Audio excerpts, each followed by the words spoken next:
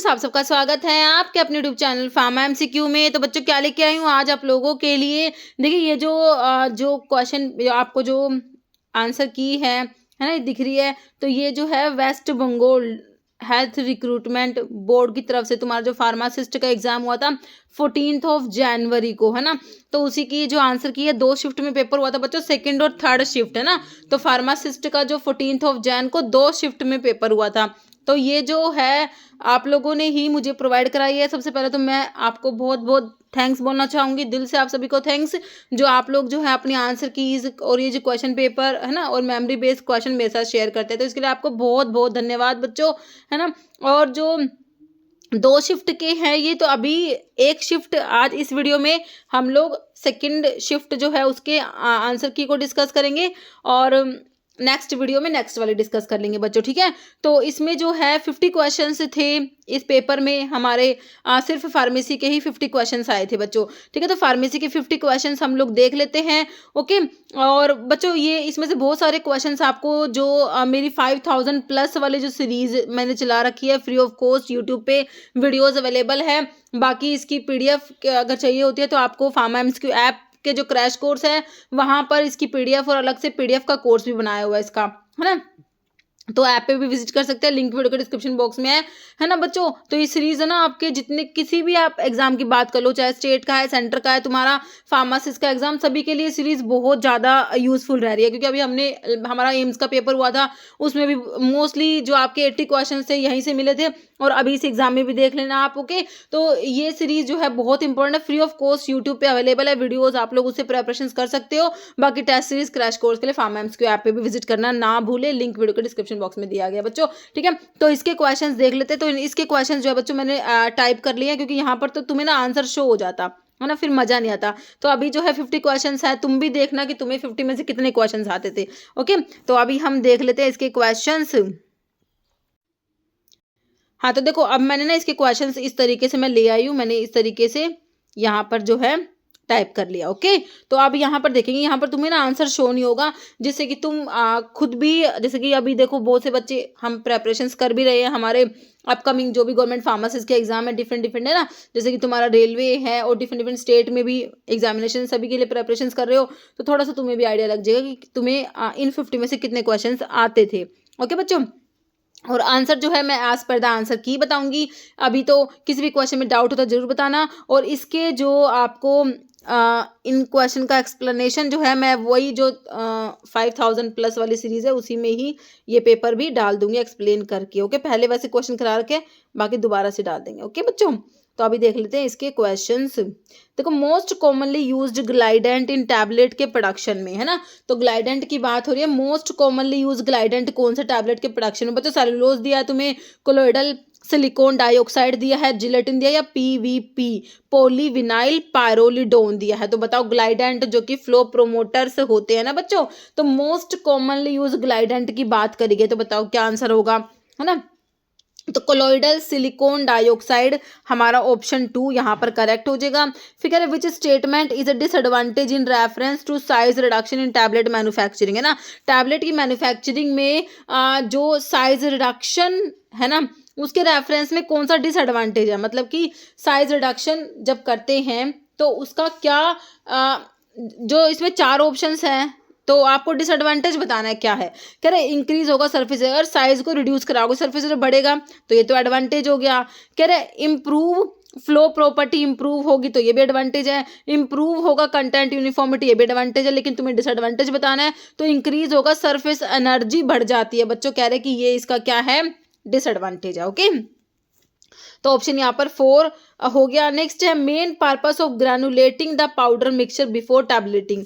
तो टैबलेट बनाने से पहले हम लोग क्या करते हैं, जो पाउडर होता है ना पाउडर को क्या करते हैं बच्चों, ग्रेन्यूल्स की फॉर्मेशन करी जाती है। क्या करते हैं, पाउडर से ग्रेन्यूल्स बनाते हैं। वेट ग्रेनुलेशन, ड्राई ग्रेनुलेशन तुमने पढ़ा होगा। तो ग्रेनुलेशन करा जाता है। तो कह रहे कि ग्रेनुलेशन का पर्पस क्या होता है, क्यों हम ग्रेन्यूल्स बना रहे हैं, है ना।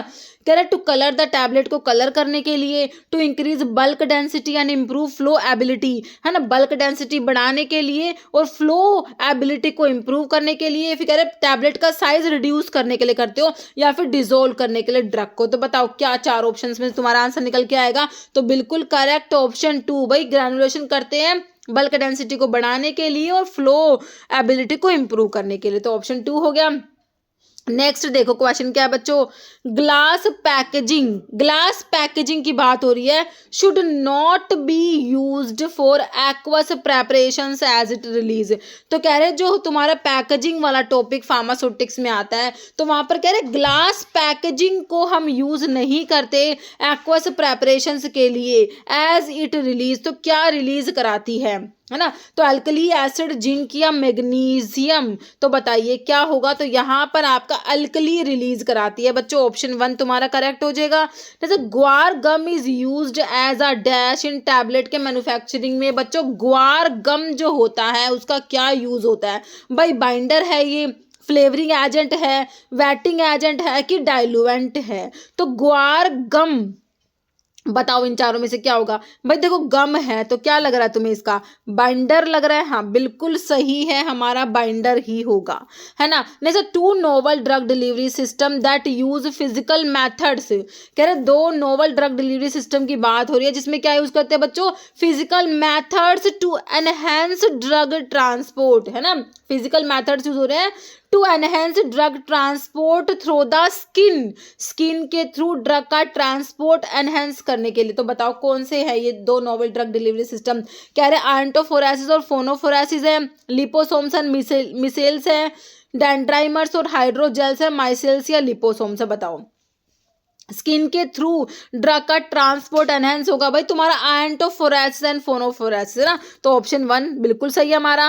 जैसा another name for indeterminate error in pharmaceutical chemistry. तो आप पढ़ते हो भाई एरर आपकी डिटर्मिनेट एरर होती है, इनडिटर्मिनेट एरर होती है। इनडिटर्मिनेट एरर कौन सी होती है, सिस्टमिक एरर होती है, या फिर एक्सीडेंटल है, ग्रोस है, या इंस्ट्रूमेंटल। तो जो इनडिटर्मिनेट होती है बच्चों वो एक्सीडेंटल एरर होती है ना। तो ऑप्शन यहाँ पर 2 हो जाएगा, सिंपल करेक्ट आंसर हो गया।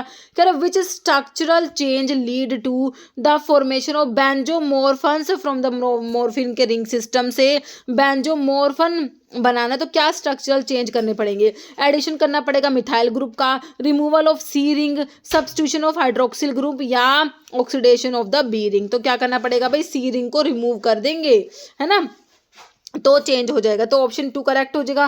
कह following is use to replenish the normal content of body fluid, है ना। तो normal content of body fluid को रिप्लेनिश करने के लिए क्या यूज करोगे, सोडियम को, टैल्क को, पोटाशियम परमैंगनेट या बेंटोनेट। भाई देखो ऑप्शन ही ऐसे हैं, इसके सिंपल से तुम सोडियम आंसर निकाल दोगे, है ना। ऑप्शन 1 हो जाएगा। कह रहे following is a characteristic feature tetracycline का क्या है। देखो इसके नाम से ही इसका आंसर निकल के आएगा। देखो कह रहे they are beta lactam antibiotic. तो भाई बीटा लैक्टम में तो हमने पेनिसिलिन पढ़ी, सिफेलोस्पोरिन पढ़ी, कार्बापिनम्स पढ़ी, मोनोबैक्टम पढ़ी। तो यहाँ टेट्रासाइक्लिन तो पढ़ी नहीं, काट दो भाई। कह रहे पॉजिटिव 4 रिंग स्ट्रक्चर टेट्रा। देखो इसके नाम को समझो, टेट्रासाइक्लिन 4 रिंग है बच्चों इसमें। कह रहे यूज ओनली फॉर वायरल, सिर्फ वायरल इन्फेक्शन के लिए यूज करते हो क्या, बताओ तुम। भाई बिल्कुल नहीं करते वायरल इन्फेक्शन के लिए। तो नो इफेक्ट ऑन बैक्टीरिया, भाई बैक्टीरियल इन्फेक्शन के तो यूज करोगे, बैक्टीरिया के अगेंस्ट तो काम कर ही रही है तुम्हारी, है ना। तो यहाँ पर फीचर क्या निकल के आया भाई, option 2 they possess 4 ring system. Simple सा क्वेश्चन था, ऑप्शन 2 हो गया। Following is NSAIDs. अब बताओ भाई एनसेड्स, ये क्वेश्चन सिंपल तुम्हारा क्लासिफिकेशन से, इसे सिंपल क्या ही हो सकता है। Non steroidal anti inflammatory drug में कौन सा आएगा भाई, तुम्हारी एस्प्रिन आएगी, एस्टाइल सैलिसिलिक एसिड जो है, मोर्फिन, कोडीन, नैलोक्सोन। तो भाई नैलोक्सोन प्योर ओपियोड एंटागनिस्ट होता है, कोडीन, मोर्फिन या एस्प्रिन। तो सिंपल सा है भाई, हमारी एस्प्रिन आ जाएगी। Non steroidal anti inflammatory drug हो गया तुम्हारा aspirin, okay. Anti inflammatory effect of NSAIDs is due to inhibition of dash enzymes, है ना। मैंने तुम्हें ड्रग और उनके मैकेनिज्म ऑफ एक्शन कराए थे बच्चों, उसमें तो ये तो बिल्कुल ही कॉमन सा है। वैसे एनसेड्स का तुम्हें मैकेनिज्म पूछा है, तो ये क्या करते हैं, हमारे ऑप्शंस देख लो और आंसर सोचो। कोक्स को इनिबिट कराते हैं, साइक्लो ऑक्सीजनेज को इनिबिट कराते हैं। तो 5 लिपो ऑक्सीजनेज 5 लोक्स इनिबिटर में जी ल्यूटन तुम्हारी ड्रग आते हैं, जी ल्यूटन है ना। Fatty acid amide hydrolase gamma secretase या साइक्लोऑक्सीजनेज। तो सिंपल सा भाई तुम निकाल सकते हो आंसर ऑप्शन 4, कोक्स को इनिबिट कराते हैं हमारे एनसेड्स, ऑप्शन 4 हो गया। Following is not considered as an impurity in pharmaceuticals, में इम्प्योरिटी नहीं है। देखो organic inorganic residual solvent excipients, भाई एक्सीपिएंट्स तुम्हारे जो एक्सीपिएंट्स है वो इम्प्योरिटीज थोड़े ही है ना। तो एक्सीपिएंट्स हो गया option 4। Next, which class of anti infective agent does sparfloxacin belong to, है ना। मैंने बताया था भाई हमारे जो फ्लोक्सासिन वाली ड्रग है, सिप्रोफ्लोक्सासिन, ओफ्लोक्सासिन, है ना, स्पारफ्लोक्सासिन, गैटीफ्लोक्सासिन, मोक्सीफ्लोक्सासिन, है ना। ये फ्लोक्सासिन वाले क्या होते हैं हमारे, क्या होते हैं मैक्रोलाइड्स में। तो भाई इरिथ्रोमाइसिन, क्लैरिथ्रोरोक्सिथ्रोमाइसिन, एजिथ्रोमाइसिन, ये स्पायरामाइसिन आती है। ये हमारे क्विनोलोन्स में आते हैं, फ्लोरोक्विनोलोन्स में आपके आते हैं स्पार फ्लोक्सासिन, सिप्रोफ्लोक्सासिन, ओफ्लोक्सासिन, ये सारे टेट्रासाइक्लोपेनिसिलिन से। ठीक है, सिंपल सा ऑप्शन 2 निकल के आ गया, बिल्कुल सही है। Next, diclofenac is derivative of NSAIDs के क्लासिफिकेशन से क्वेश्चन है ना। तो ऑप्शन देखिए, अराइल एसिटिक एसिड डेरिवेटिव में तुम्हारा डिक्लोफिनेक और एसिक्लोफिनेक आता है। प्रोपियोनिक एसिड डेरिवेटिव में आइब्यूप्रोफन, कीटोप्रोफन, नेप्रोक्सन, फ्लूरबीप्रोफन, ये सब ड्रग्स आती है। एंथ्रेनिलिक एसिड डेरिवेटिव में फिनेमिक एसिड आता है। इनोलिक एसिड नहीं होगा, तो यहाँ पर क्या हो जाएगा हमारा, ये अराइल एसिटिक एसिड डेरिवेटिव होता है, तो फिनाइल एसिटिक एसिड हो जाएगा तुम्हारा ऑप्शन 4 बच्चों। कह रहे एनसेड्स टिपिकली पोजेस अ कार्बोक्सिलिक एसिड ग्रुप, है ना। ये देखो ये नया क्वेश्चन है, कह रहे कि तुम्हारे एनसेड्स जो है उनमें कार्बोक्सिलिक एसिड ग्रुप होता है, वो लिंक होता है, एरोमेटिक रिंग से लिंक होता है। कह रहे what is the purpose of this aromatic ring in the drug के स्ट्रक्चर में, इस एरोमेटिक रिंग का क्या पर्पस है भाई। तो कह रहे हैं, अब देखो कह रहे टू इंक्रीज वाटर की सॉल्युबिलिटी बढ़ाने के लिए, bind the hydrophobic pocket of cyclooxygenase, prevent metabolism and neutralize the acidic moiety. तो यहाँ पर ऑप्शन 2 हो जाएगा, बाइंड द जो कोक्स एंजाइम होता है ना उसकी हाइड्रोफोबिक पॉकेट से ताकि बाइंड हो जाए, इसलिए होता है ऑप्शन 2 हो जाएगा। कह रहे following is used as stimulant laxative, है ना। तो फेनल है, कैस्ट्रोल है, कोरिएंडर है, ईसबगोल है। ईसबगोल तो बल्क फॉर्मिंग लैक्सेटिव में ईसबगोल पढ़ते हो। तो यहाँ पर स्टिमुलेंट की बात करी गई है भाई, फेनल होता नहीं, यहाँ पर कैस्ट्रोल तुम्हारा ऑप्शन 2 निकल के आएगा। Next, permissible limit of alpha toxin beta 1 in crude drug as per major pharmacopoeial and regulatory standards should not be more than. तो इसको ऑप्शन से देख लीजिए, 2 माइक्रोग्राम पर किलोग्राम, 2.5, 3 या 3.5। तो इसका आंसर निकल के आएगा बच्चों 2.5 microgram per kilogram. Okay, next, determination of saponification value of a crude drug is classified as. बताओ तुम सैपोनिफिकेशन वैल्यू को डिटरमाइन करोगे तो किस में आएगा, ऑर्गेनोलैप्टिक इवैल्यूएशन में। भाई ऑर्गेनोलैप्टिक में तो तुम लोग जो है कलर देख के, है ना, उसको टेक्सचर से इस तरीके से जो है ड्रग को आइडेंटिफाई करते हैं, कलर से, शेप से, है ना। तो इस तरीके से बाकी जो है केमिकल इवैल्यूएशन है, बायोलॉजिकल है, फिजिकल, तो हम सैपोनिफिकेशन वैल्यू को डिटरमाइन करेंगे तो किस में आएगा बच्चों, केमिकल इवैल्यूएशन। बिल्कुल सही है तुम्हारा option 2। Next, if a sample of ginger shows a water soluble ash value of 1.2%, what does this suggest compare to the standard, है ना। तो इसके लिए बच्चों ये जो ऐश वैल्यू दे दिया थोड़ा सा, तो यहाँ पर देखो it is below the standard value, या फिर मैच करेगा, एक्सीड करेगा, या फिर कैन नॉट बी कंपेयर्ड। तो ये हो जाएगा बिलो द स्टैंडर्ड वैल्यू, हो जाएगा ऑप्शन 1। ओके, नेक्स्ट क्वेश्चन है, which hormone secreted by the parafollicular size of thyroid gland.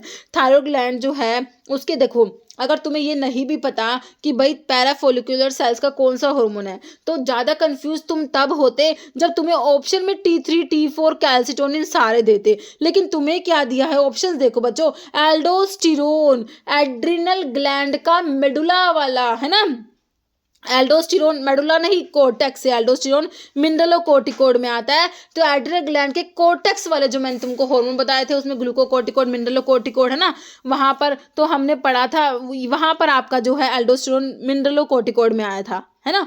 तो ये कोर्टेक्स वाला हार्मोन है, एड्रिनल ग्लैंड के कोर्टेक्स से रिलीज होता है। तो ये तो काट दो ऑप्शन। ग्रोथ हार्मोन भाई आपकी पिट्यूटरी के एंटीरियर लोब के हार्मोन्स में आया था। ऑक्सीटोसिन भाई तुम्हारा पोस्टीरियर पिट्यूटरी का हार्मोन है, तो बचा क्या, कैल्सिटोनिन ही तो बचा, है ना। तो बिल्कुल ऑप्शंस को एलिमिनेट करके आप इजीली आंसर तक पहुंच पाए। और वैसे भी थायराइड ग्लैंड का हार्मोन सिर्फ तुम्हें एक ही दे रखा है, कैल्सिटोनिन, क्योंकि थायराइड ग्लैंड के 3 हार्मोन मैंने तुमको बताया, T3 T4 और कैल्सिटोनिन।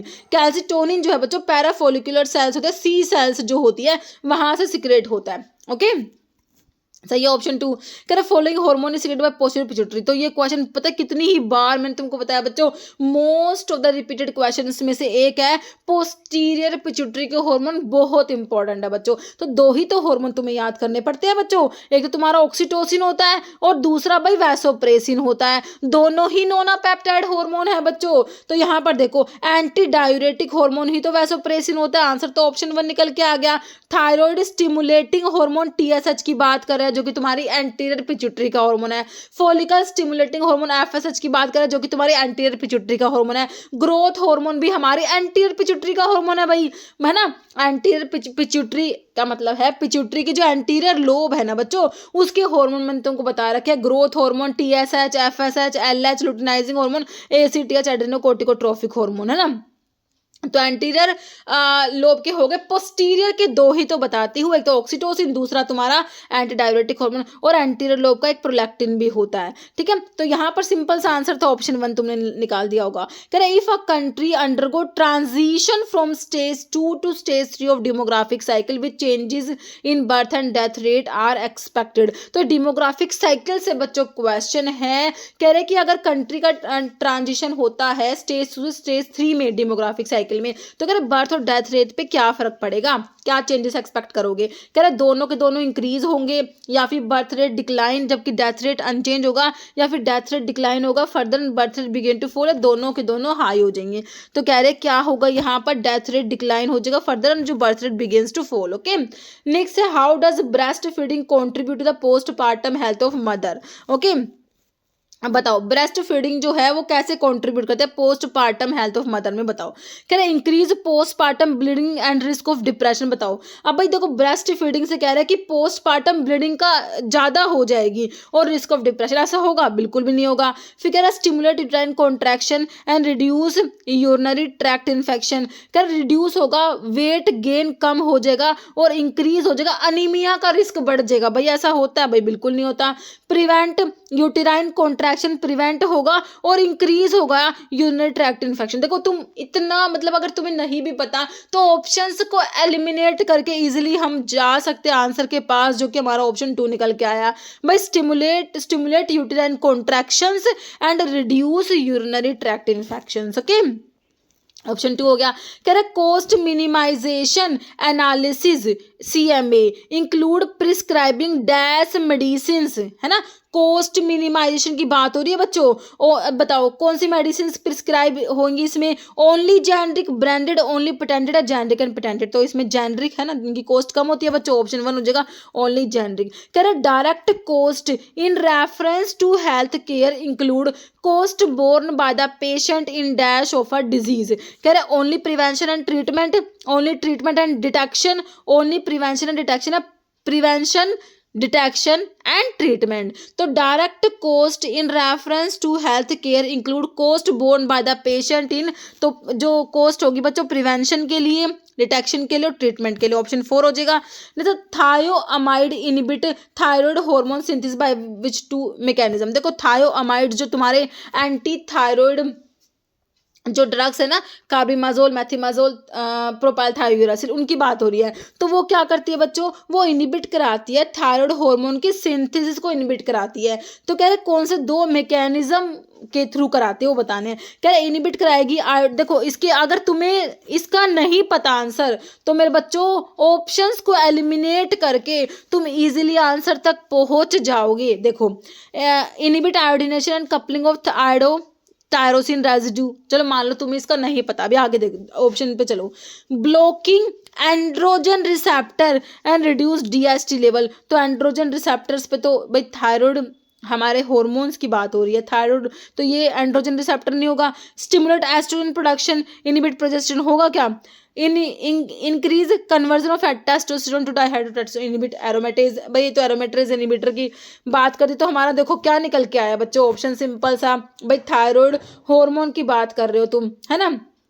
उनके सिंथेसिस को इनिबिट कराना है, तो ऑप्शन 1 आ जाएगा, inhibit iodination and coupling of iodo tyrosine residue, option 1 निकल के आया। जैसे vasopressin is also known as, देखो दूसरा क्वेश्चन आ गया तुम्हारा, anti diuretic hormone, posterior pituitary के दो हार्मोन, एंटी डायरेटिक हार्मोन और वैसो ऑक्सीटोसिन, तो जो वैसोप्रेसिन ही तो एंटी डायरेटिक हार्मोन होता है, तो वैसोप्रेसिन को क्या कहते हो, एंटी डायरेटिक हार्मोन, जो कि तुम्हारी पोस्टीरियर पिट्यूटरी का हार्मोन है ना। बाकी anti stress, anti diabetic, anti thyroid नहीं होता, ऑप्शन 1 सिंपल सा निकल के आया। Following is calcium channel blocker, ये भी तुम्हारा सिंपल सा क्लासिफिकेशन बेस्ड क्वेश्चन है। Amlodipine, diazoxide, hydralazine, nitroprusside, sodium. बच्चों कैल्शियम चैनल ब्लॉकर की सिंपल सी बात कर रही है, डाईहाइड्रोपायरिडिन वाले में तुम्हारे डिपिन वाले आते हैं, निफेडिपिन, एम्लोडिपिन, ये जो होते हैं डिपिन वाले। बाकी फिनाइल अल्काइलमीन डेरिवेटिव में तुम्हारा विरापामिल और जो डिल्टियाजैम, ये सब डिल्टियाजैम हमारा अलग आता है। ओके, तो ये यहाँ पर तो सिंपल सा क्वेश्चन था, तुम्हारा आंसर निकल के आ गया। एम्लोडिपिन ऑप्शन 1 हो गया। कर which statement best describe clinical pharmacology, भाई तुम्हारी फार्माकोलॉजी की बात हो रही है, क्लिनिकल फार्माकोलॉजी। फार्माकोलॉजी में क्या करते हो, ड्रग की स्टडी करते हैं। क्लिनिकल फार्माकोलॉजी में क्या करते हैं, ड्रग की स्टडी करते हैं ह्यूमंस में बच्चों, है ना। क्लिनिकल फार्माकोलॉजी कह रहा है स्टडी करेंगे केमिकल स्ट्रक्चर ड्रग्स का, स्टडी करेंगे ड्रग का इफेक्ट एनिमल्स ओनली, या फिर scientific study of drug in humans including pharmacodynamic and kinetic, या development of new drug formulation. तो क्या निकल के आया, सिंपल से ऑप्शन 3 निकल के आया भाई, बिल्कुल करेक्ट है हमारा, है ना। नेक्स्ट है brimonidine lower intraocular tension primarily by which two mechanism, है ना। तो ये तुम्हारे ग्लूकोमा की ड्रग्स के ऊपर क्वेश्चन है बच्चों। तो ब्राइमोनिडिन जो होती है वो इंट्राओक्यूलर टेंशन को कम कराती है, कौन से 2 मैकेनिज्म फॉलो करती है, कह रहे इंक्रीज कराएगी एक्वस का प्रोडक्शन और रिड्यूस कराएगी यूवीएस क्लैरिकल फ्लो को, रिड्यूस कराएगी एक्वस प्रोडक्शन और इंक्रीज कराएगी फ्लो को, ब्लॉक कराते हैं बीटा रिसेप्टर पे, तो बच्चों काम ही नहीं करती है ना, तो हटा दो। प्रोस्टाग्लैंडिन की सिंथेसिस को इनिबिट कराने वाले में भी नहीं है, तो यहाँ पर ऑप्शन 1 और 2 में से निकल के आएगा, तो हमारा आंसर जो है ऑप्शन 2 हो जाएगा। रिड्यूस कराती है एक्वस का प्रोडक्शन और इंक्रीज कराती है यूवीएस क्लैरिकल फ्लो को। Okay, following drug bulk forming laxative है बच्चों। बल्क फॉर्मिंग में कैस्ट्रोल तो स्टिमुलेंट में आया था, मिथाइल सेलुलोज, लैक्टुलोज बच्चों तुम्हारा उसमें आ जाएगा, क्या बोलते हैं उसको, ओस्मोटिक वाले में आ जाएगा, है ना। डोक्यूसेट कैल्शियम भी नहीं आएगा, यहाँ पर मिथाइल सेलुलोज ऑप्शन 2 तुम्हारा निकल के आ जाएगा। सिंपल क्लासिफिकेशन बेस्ड क्वेश्चन है। Which drug is classified as a second generation H2 blocker की बात हो रही है, H2 ब्लॉकर की बात हो रही है बच्चों। हिस्टामिन के एसिड रिसेप्टर को टिडीन वाली ड्रग ब्लॉक कराती है, and is claim to enhance nitric oxide का प्रोडक्शन। तो सुक्रालफेट है, लेफ्यूटिडीन, मिटोक्लोप्रोमाइड या एप्रीपिटेंट, है ना। तो H2 में टिडीन वाली बताई थी ना, तो ऑप्शन 2 में टिडीन दे रखा है, लेफ्यूटिडीन ऑप्शन 2 निकल के आया तुम्हारा। नेक्स्ट है which drug act by inhibit कराती है बोथ 5HT2 के रिसेप्टर्स को, डोपामिन के D2 रिसेप्टर को ब्लॉक कराया, जबकि स्टिमुलेट कर रहा है 5HT4 के रिसेप्टर्स को इन द माइंट्रिक प्लेक्सस। कौन सी है, मिटोक्लोप्रोमाइड है, या फिर लाफ्यूटिडीन है, या सिनीटाप्राइड है, या सुक्रालफेट है ना। तो ये है तुम्हारी सिनीटाप्राइड, जैसे सिसाप्राइड जैसे होती है ना वैसे, तो ऑप्शन 3 हो जाएगा तुम्हारा। नेक्स्ट है following anti cancer drug derived from plant के सोर्स से ऑब्टेन होती है, भाई सिस्प्लेटिन नहीं होती, है ना। डोक्सोरुबिसिन, डोनोरुबिसिन एंटी कैंसर एंटीबायोटिक है, तो यहाँ पर तुम्हारी विनक्रिस्टिन या मिथोट्रिक्स है। तो विनक्रिस्टिन भाई तुम्हें विनका से मिल रही है, विनक्रिस्टिन विनब्लास्टिन किससे मिलते हैं, हमें विनका से मिलते हैं, प्लांट से मिल रहे हैं, तो ऑप्शन 3 तुम्हारा आ गया, बिल्कुल सिंपल सा। कह रहे वाई सल्फामेथोक्साजोल को सेलेक्ट करते हैं टू कंबाइन विद ट्राइमिथोप्रिन कोट्राइमोक्साजोल। तो कोट्राइमोक्साजोल में सल्फामेथोक्साजोल के साथ ट्राइमिथोप्रिन दोनों को क्यों कंबाइन करते हैं, क्योंकि दोनों का टी हाफ सेम होता है, अप्रोक्सीमेट 10 आवर का होता है। मैं तुम्हें जितनी बार बताती हूँ सारी बातें हमेशा बताती हूँ कि 5:1 के रेशो में कंबाइन करते हैं, प्लाज्मा में जाके रेशो 20:1 हो जाएगा। सल्फामेथोक्साजोल का 5 रेशो बच्चों को, और ट्राइमिथोप्रिन का 1 रेशो है। सल्फामेथोक्साजोल जो है इंटरमीडिएट एक्टिंग सल्फोनामाइड में आता है। सारी बातें हम हमेशा डिस्कस करते हैं, और दोनों को क्यों कंबाइन करेंगे, दोनों का टी हाफ सेम होता है, दोनों बैक्टीरियोस्टैटिक होते हैं, बट द कॉम्बिनेशन कोट्राइमोक्साजोल हमारा बैक्टीरियोसिडल होता है, क्योंकि इसमें सीक्वेंशियल इनिबिशन होता है। हमारा सल्फोनामाइड्स तो डाइहाइड्रोटिरोइड सिंथेस को इनिबिट कराता है, जो तुम्हारा ट्राइमिथोप्रिम होता है वो DHFR को इनिबिट करा देता है बच्चों, डाइहाइड्रोफोलेट रिडक्टेज को। तो सारी बातें मैं हमेशा तुम्हें बताती हूँ, है ना। तो यहाँ पर जो है बताओ, अब देखो कह रहे दोनों बैक्टीरियोसिडल होते हैं, नहीं भाई दोनों बैक्टीरियोस्टैटिक होते हैं। फिर कह रहे टी हाफ सिमिलर, हाँ बिल्कुल 10 आवर्स होता है, सेम तो होता है। दोनों प्रोटीन सिंथेसिस को इनिबिट नहीं करा रहे बच्चों, है ना। Bind to same ribosomal subunit ऐसा भी नहीं होता, तो हमारा ऑप्शन 2 निकल के आ गया बच्चों, सिंपल सा। ओके, नेक्स्ट देखो, which drug polymerize at pH less than 4 to form a sticky gel like consistency बनाएगी, provide a protective effect in the gastrointestinal tract, है ना। तो अल्सर प्रोटेक्टिव की बात हो रही है, जब तुमने क्लासिफिकेशन पढ़ा होगा बच्चों तो वहां पर पढ़ा होगा, है ना। तो कौन सी अल्सर प्रोटेक्टिव में कौन सी आती है, सिनीटैप्राइड है तुम्हारा, सुक्राल्फेट है, मिटोक्लोप्रोमाइड है, लाफुटिडीन है। तो आपका जो है सुक्राल्फेट होता है ना। तो यहाँ पर ऑप्शन 2 निकल के आ जाएगा, सिंपल सा। नेक्स्ट है, which two main pharmacological action characterize inamrinone effect on the cardiovascular system. Amrinone तुमने ड्रग पढ़ी होगी ना। फिर देखो, negative chronotropy vasoconstriction, positive chronotropy inotropy, या फिर direct vasodilation, negative inotropy preload increase या पॉजिटिव क्रोनोट्रोपी। तो ये जो है फोर्स ऑफ कॉन्ट्रैक्शन को बढ़ाएगी, पॉजिटिव आइनोट्रोपिक्स होती है बच्चों, है ना, और डायरेक्ट वैसोडाइलेटर्स भी होती है ये। तो ऑप्शन 2 हो जाएगा। ये भी तुम्हारा क्लासिफिकेशन से क्वेश्चन है। A good patient counsellor should not be तो टॉलरेंट, फ्लेक्सिबल, लिसनर या जजमेंटल।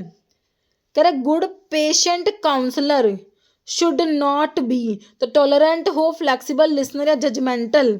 तो इसमें है आंसर इसका ऑप्शन जो है 4, जजमेंटल। ओके, कह रहे following is not a patient based barrier in reference to effective communication. तो पेशेंट बेस बैरियर नहीं है इफेक्टिव कम्युनिकेशन में। तो regulatory guidelines, cultural difference, gender difference या लेक ऑफ इंटरेस्ट। तो पेशेंट बेस्ड बैरियर में रेगुलेटरी गाइडलाइंस नहीं आएगी, है ना। Option 1, following is not applicable to patient counselling में एप्लीकेबल नहीं है। Medication adherence, increasing health care cost, decreasing medication error या अंडरस्टैंडिंग मेडिकेशन थेरेपी। तो बताओ क्या हो जाएगा, सिंपल सा ऑप्शन 2 निकल के आ गया भाई, इंक्रीज हेल्थ केयर कॉस्ट नहीं आएगा, है ना। फिर क्या रहा है, when review progress to overcome medication non adherence which 2 actions are recommended, है ना। तो बताओ नॉन एडहेरेंस को ओवरकम करने के लिए कह रहे हैं अवॉइड करेंगे पेशेंट फीडबैक एंड स्किपिंग करेंगे फॉलो अप, ऐसा करेंगे। फिर कह रहे हैं timing follow ups and advice करेंगे ऑन चार्जेस इन डोजेज। फिर limiting access to medical advice and shortening treatment duration, या इग्नोर करेंगे एक्सपेक्टेड इफेक्ट को और साइड इफेक्ट को। तो भाई ऑप्शंस को एलिमिनेट करके इसका आंसर हम आराम से निकाल सकते हैं कि timing follow up and advice करेंगे on changes in dose. Okay, which of the following action best demonstrate medication adherence. बताओ कौन से इसमें बेस्ट डेमोन्स्ट्रेट कर रहे हैं मेडिकेशन एडहेरेंस को। कह रहे हैं कि filling prescription but forgetting dose. फिर कह रहे हैं taking medication at the prescribe time and follow directions, skipping dose intentionally या stopping medication after feeling better. तो यहाँ पर ऑप्शन 2 निकल के आ जाएगा, है ना। Taking medication at the prescribe time and following direction. कह रहे व्हाट आर माउथ अल्सर्स को क्या कहोगे बच्चों। तो ठीक है, तो ये 4 ऑप्शन है, कोल्ड सोर्स, ए थस, अल्सर्स, ओरल थ्रश या डेंटल केरीज। तो ये ऑप्शन 2 निकल के आ जाएगा तुम्हारा करेक्ट। यहाँ पर कह रहा primary purpose of prescription in community pharmacy practice, है ना।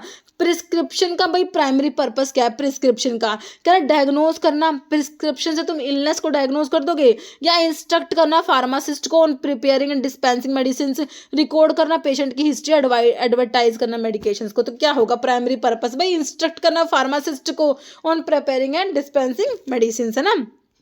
सही ऑप्शन 2। कह रहे a patient receive a prescription with Latin instruction, क्या है बच्चों, होस्टस ओमनी मैने, how should the community pharmacist interpret and council the patient. बताओ होस्टस का मतलब क्या होता है, ड्रोट होता है, सिंगल डोज मिक्सचर। ओमनी मैने होता है एवरी मॉर्निंग होता है, निकाल दो अब इसका, है ना, इसका निकाल दो। पाउडर तो होगा नहीं बच्चों, है ना, एवरी आवर नहीं होगा, तो take a draught every morning. Option 1 समझ आ गया, बिल्कुल सिंपल है। कह रहे which 2 roles do pharmacist play to promote self medication practice को बच्चों प्रमोट करने के लिए। बताओ कौन से 2 रोल हमारे फार्मासिस्ट प्ले करेंगे सेल्फ मेडिकेशन प्रैक्टिस, बताओ। तो कह रहे हैं एजुकेट करना पेशेंट्स को एंड रिकमेंडिंग अप्रोप्रिएट मेडिकेशन, सही है। प्रिस्क्राइब करना antibiotics and review laboratory result, dispense only prescription drugs and monitor blood pressure, diagnose करना डिजीज को एंड परफॉर्मिंग सर्जरीज। तो बताओ भाई सर्जरीज परफॉर्म नहीं करेंगे, है ना, तो हमारा हो जाएगा एजुकेट करना पेशेंट्स को, एजुकेट करेंगे एंड रिकमेंडिंग अप्रोप्रिएट मेडिकेशन उन्हें रिकमेंड करेंगे। ओके, फिर कह रहे हैं द सिग्नेचर तुम्हें दिया हुआ सिग्नेचर्स जो मतलब कि मतलब है direction to pharmacist 4 times a day, इसको रिप्रेजेंट करेंगे। तुम्हें लैटिन एब्रीविएशन बताना है इसका क्या होगा, OD BID TID, तो क्योटी इंडाई 4 टाइम्स अ डे, है ना, ऑप्शन 4 हो जाएगा QID। Figure application of pharmacology with knowledge of disease की नॉलेज टू प्रिवेंट और क्योर, इसे क्या कहोगे? Application of pharmacology with knowledge of disease to prevent और क्योर। फार्माको इकोनॉमिक्स में नहीं आता, सुटिक्स बायोफार्मास्यूटिक्स में होगा। फार्माको क्या आता है बच्चों? थेराप्यूटिक्स के सिंपल डेफिनेशन है बच्चों।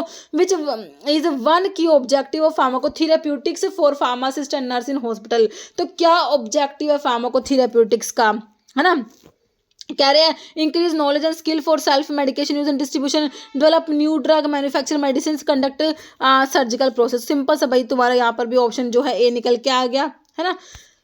ठीक है बच्चों, तो ये हो गए तुम्हारे, हाँ 50 क्वेश्चन हो गए ये हमारे सेकंड शिफ्ट के। ओके बच्चों, तो अब तुम देख लेना भाई तुम्हें 50 में से कितने क्वेश्चंस आते थे, है ना, कितने क्वेश्चन तुम बना पाए। ओके बच्चों, और जो है इसका नेक्स्ट पार्ट मतलब कि नेक्स्ट आंसर की है वो नेक्स्ट पेपर में लेके आऊँगी, मतलब कि नेक्स्ट वीडियो में लेके आऊँगी मैं, है ना बच्चों? ठीक है बच्चों, और टेस्ट सीरीज़ अगर आपको चाहिए अपने आप को एनालाइज करना है ना, और जो है मैंने तुम्हें बताया 5000 प्लस वाली PDF तुम्हारे लिए बहुत हेल्पफुल है, तो उसके लिए फार्मेम्स के ऐप पे विजिट कर सकते हो बच्चों। ठीक है, मिलते हैं आप लोगों से नेक्स्ट वीडियो में। Okay, thank you so much.